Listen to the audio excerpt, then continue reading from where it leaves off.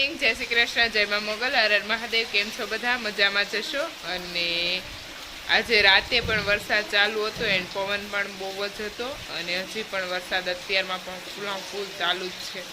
અને વાવાઝોડાની થોડીક અસર હોય એવો અહેસાસ થાય છે, કેમ કે પવન બહુ જ આવે છે. એટલે જોઈએ કે આગળ આખો દિવસ આપણે શું કરીએ. ચલો ગાઈસ, ચાલુ વરસાદમાં અમે જઈએ છીએ નિરણ લેવા માટે, કેમ કે અમારી ગાય માટે નિરણ થઈ ગઈ છે ખલાસ. ઋષિતા દીદી ગાય ગયા છે, જોઈ શકો.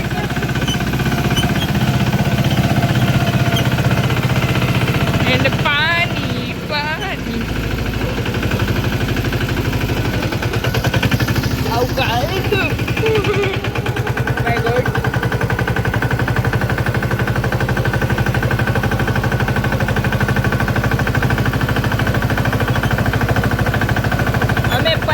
ત્રણેય સિસ્ટર જઈ રહ્યા છે, જોઈ શકો છો ગાઈસ.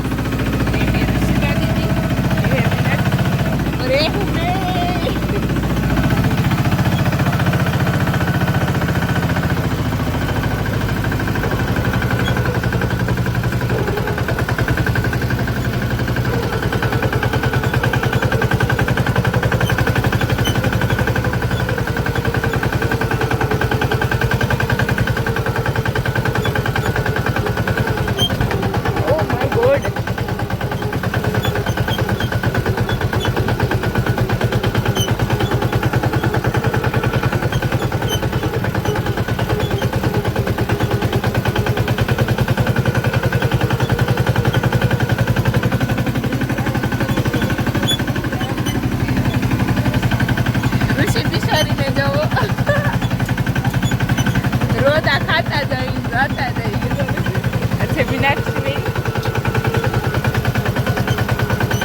ग्रीनरी गार्डन आ गया है हमारा.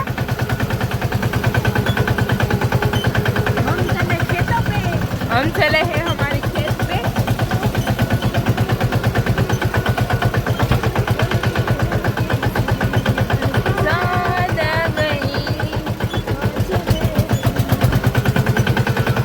चलो यार, બહુ રિસ્કી રસ્તો છે તો અહીંયા બ્લોગ શૂટ નહીં થઈ શકે. થી પછી ફાઇનલી વાડીએ પહોંચી ગયા અને વરસાદ પણ બહુ હતો અને રસ્તામાં પણ એટલું હતું અને પાછા વાડીએ પહોંચ્યા પાછો એટલો વરસાદ. હવે કરવું તો કરવું શું, કઈ સમજાતું નહોતું.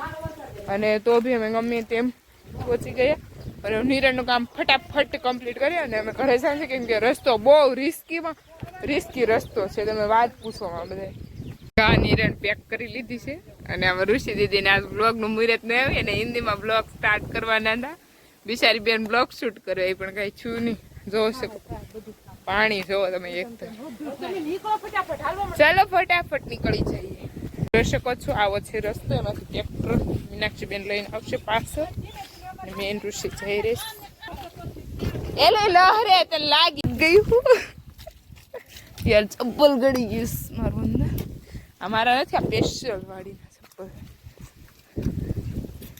જોઈ શકો જો ઋષિબેન જાય છે, બિચારા માંડ હાલે છે કે રસ્તો. અમને એમ થાય ફટાફટ ઘરે પોગી જાય ને તો સારું.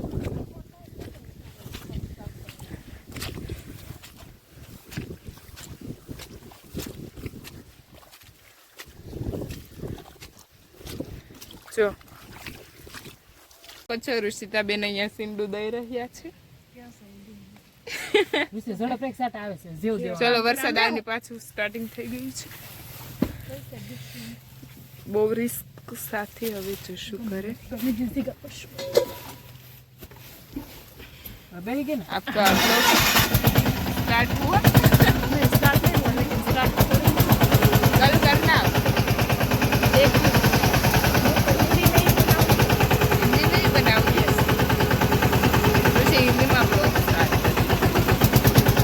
तो मेरे सब्सक्राइबर लोग सुन कर थक गए होंगे कि ऋषिता दीदी हिंदी में ब्लॉग स्टार्ट करेगी पर कब करेगी वो नहीं करती. लेकिन मेरे को कोई अच्छा सा मुहूर्त नहीं आता है. मुहूर्त है के बाद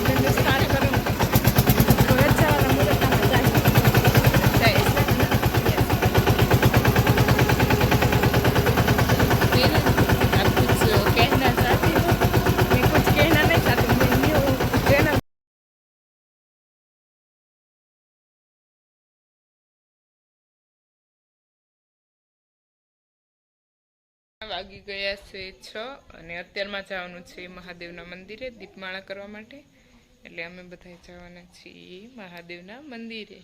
અમે ત્રણેય સિસ્ટર જઈ રહ્યા છીએ અત્યારમાં મંદિરે. મહાદેવના મંદિરે જઈએ છીએ કારણ કે આજે અમારે કરવાની છે દીપમાળા. એટલે અમે જઈએ છીએ દીપમાળા કરવા માટે કારણ કે સંધ્યા આરતીની અમારે કરવાની છે દીપમાળા. એ માટે હવે અમે જઈએ છીએ. જોઈ શકો છો સામાન. આ છે ઋષિતા દીદી. दोनों सिस्टर जा रही है हिंदी नहीं गुजराती बनने बेनू दौड़ी दौड़ी ने चल रही है यार. ચોમાસું છે એકદમ કંટાળી ગયા છે તો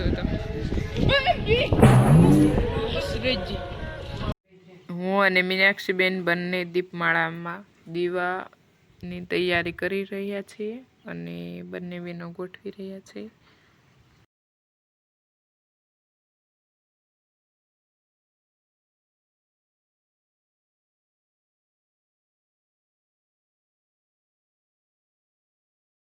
ફાઇનલી આજે અમારે દીપમાળા કરવાનો સમય આવી ગયો કારણ કે અમે ઘણા ટાઈમથી રાહ જોઈ રહ્યા હતા. અમારે દીપમાળા તો વહેલા કરવી હતી પણ સોમવારે બધા અભિષેકવાળા અને એ લોકો હોય એની દીપમાળાનો વારો હોય એટલે અમારો દીપમાળા કરવાનો વારો આવતો નહોતો. અને ફાઇનલી આજે 11 હતી અને પછી અમે એવું વિચાર્યું કે સોમવારે ના થાય તો કાંઈ નહીં પણ અમે 11ના દિવસે પાક્કું અમે દીપમાળા કરશું જ. અને આજના દિવસે પણ 2 દીપમાળા હતી છતાં પણ આજે અમે દીપમાળા કરી નાખી છે અને દીપમાળાની તૈયારી પણ ચાલુ કરી દીધી છે કારણ કે દીપમાળામાં અમારા ગામમાં જે છે દીપમાળા એ 108 દીવાની છે એટલે એ થોડીક એમાં સમય લાગે અને મેં અને હિરલબેને કામ શરૂ કરી દીધું છે.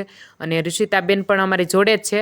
હું, મમ્મી, ઋષિતા, હિરલ અમે બધા જ ગયા હતા અને ફાઇનલી અમે શ્રાવણ મહિનામાં સંધ્યા આરતીનો લાહો ઘણા ટાઈમ પછી લીધો કારણ કે અમે રાહ જોઈ રહ્યા હતા કે દીપમાળા થાય તો અમે સંધ્યા આરતીમાં જઈએ.